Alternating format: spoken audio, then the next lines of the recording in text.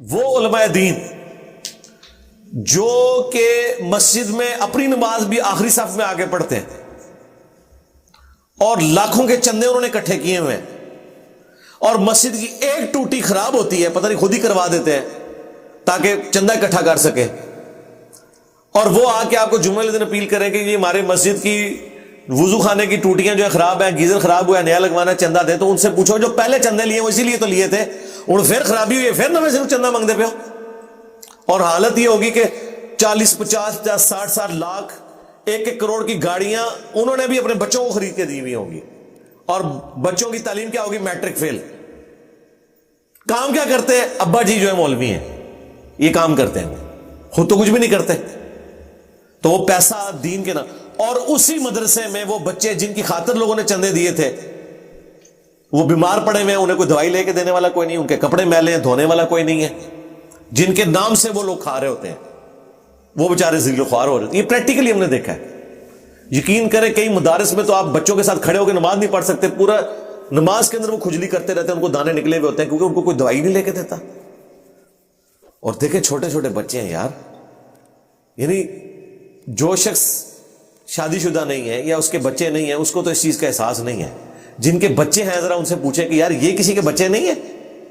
ظالموں، 8 8 9 9 سال کے بچے، یقین کریں ان کے ہاتھوں کے اوپر ایسے نشان بنے ہوتے ہیں کھجلی کے، سردیوں میں کھجلی کر کر کے پورے یعنی ان کے جسم کے اوپر نشانات بن جاتے ہیں۔ کوئی کریم ان کو لے کے دینے کے لیے تیار نہیں ہے، لیکن اپنی گاڑی انہوں نے پیٹرول والی رکھی ہوئی ہے 80 90 لاکھ والی، اور فضول گھومتے ہیں دین کی خدمت کے لیے، اور وہ پیٹرول جو ڈل رہا ہے اور وہ گاڑی بھی اس بچے کے صدقے اسے ملی ہوئی ہے، اس کے ذریعے انہوں نے چندہ اکٹھا کیا ہوا نا۔ یہ لوگوں کا حال ہے۔ تو پیسہ لگائیں ان بچوں کے اوپر جو بیچارے غریب ماں باپ کے بچے ہیں، 2 وقت کی روٹی پوری نہیں ہوتی، اور وہ بچے یہاں پہ مدرسوں میں انہوں نے داخل کرائے گا، چلو یار روٹی تو کھا لیں گے نا عزت کے ساتھ، لیکن ان کے ساتھ کیا حشر ہو رہا ہوتا ہے، وہاں پہ کیا استحصال ان کے ساتھ کر رہے ہوتے ہیں۔ ان کو جو کھانا دے رہے ہوتے ہیں، بکرا آپ دے کے آتے ہیں مدرسے میں، آپ کبھی وہ بکرا جو آپ نے دیا انہیں کہیں دیر پکا کے ان کو کھلائیں تو آپ جا کے ان کو کھاتے ہوئے دیکھ لیں، اتنی سی بوٹی رکھی ہوئی ہوگی اور اکثر کو شوربے ہی دے رہے ہوں گے، اور وہیں ایک کاری بیٹھا ہوگا اور اس کی جو پلیٹ ہے اس سے بوٹیاں اچھل کے باہر گر رہی ہوں گی، ایسے کر کے پہاڑی بنی ہوئی ہوگی بوٹیوں کی، ادھر ہی بیٹھ کے کھا رہا ہوگا وہ، اور کھانے کے بعد اٹھا نہیں جائے گا اس سے، اتنے پیٹ نکلے ہوئے ہوں گے۔ یار اپنا کما کے تم اتنی بوٹیاں کھاؤ، ہمیں کوئی اعتراض نہیں، آپ کے اوپر کھاؤ جتنا مرضی کھاؤ، لیکن ان غریبوں کے نام کے اوپر تم کھا رہے ہو اور ان کو بھوکا رکھا ہوا ہے، خود کھا رہے ہو، تو یہ تو حرام ہی کھا رہے ہو نا۔ اس طرح کے بچے جب پڑھ کے نکلیں گے، ابھی تو میں وہ بات ہی نہیں کر رہا جو جنسی استحصال کرتے ہیں بچوں کا، یہ لوگ وہ الگ سے ہے، وہ پڑھنے کے لیے چھوڑ کے آئے، انہوں نے اور کام ان کے ساتھ ڈالے ہوئے ہوتے ہیں، پلس جو انہوں نے اپنی خدمت کے لیے انہیں رکھا ہوتا ہے۔ گھر بیویاں جو ہیں وہ ان کو گالیاں دے کے نکالتی ہیں، اور یہاں کے بچوں سے کبھی جو ہے وہ ٹانگیں دبوا رہے ہوتے ہیں اور کبھی کوئی اور خدمت کروا رہے ہوتے ہیں، یہ ان کی حالت ہوتی ہے، ہم نے خود دیکھا ہے۔ ککھ بھی نہیں بندے اٹھ کے،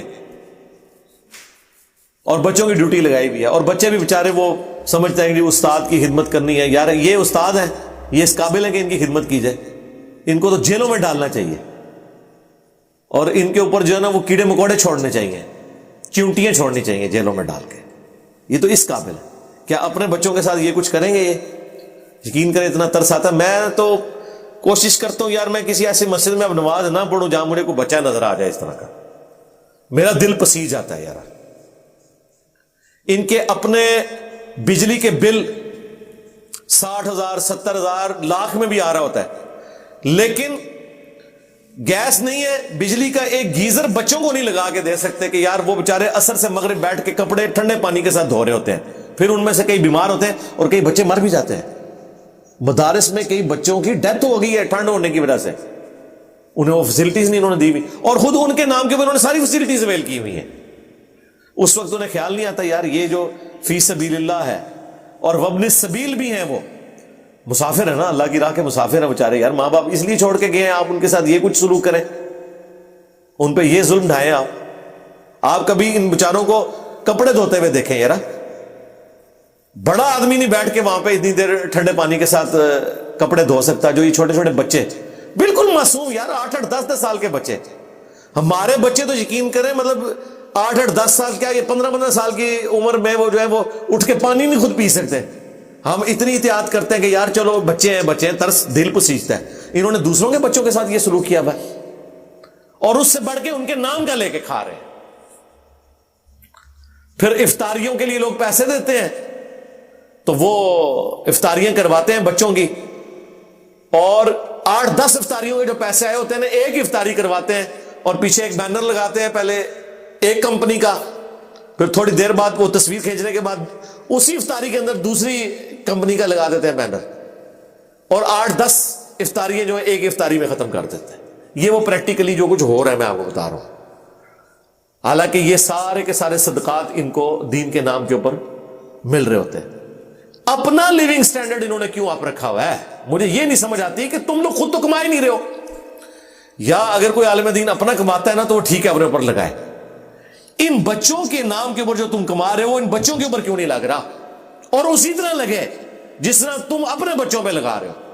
حالانکہ تمہارے بچوں پہ تو لگتے ہی نہیں ہے, وہ تو کچھ بھی نہیں کر رہے, وہ صرف تمہاری اولاد ہے. انہیں گاڑی لے کے دی ہوئی ہے, ٹھیک ہے مدرسے کے ہر بچے کو گاڑی لے کے دو,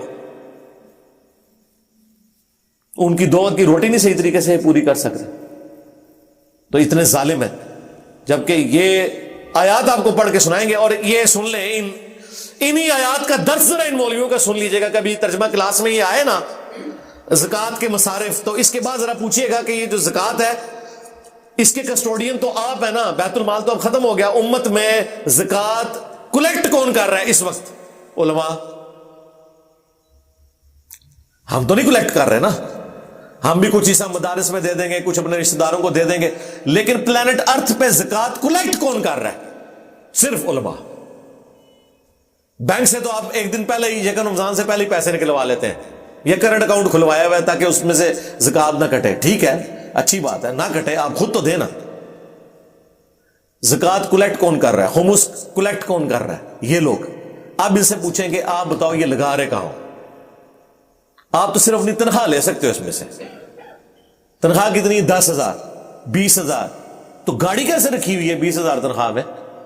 بچے کو بھی لے کے دی ہوئی ہے.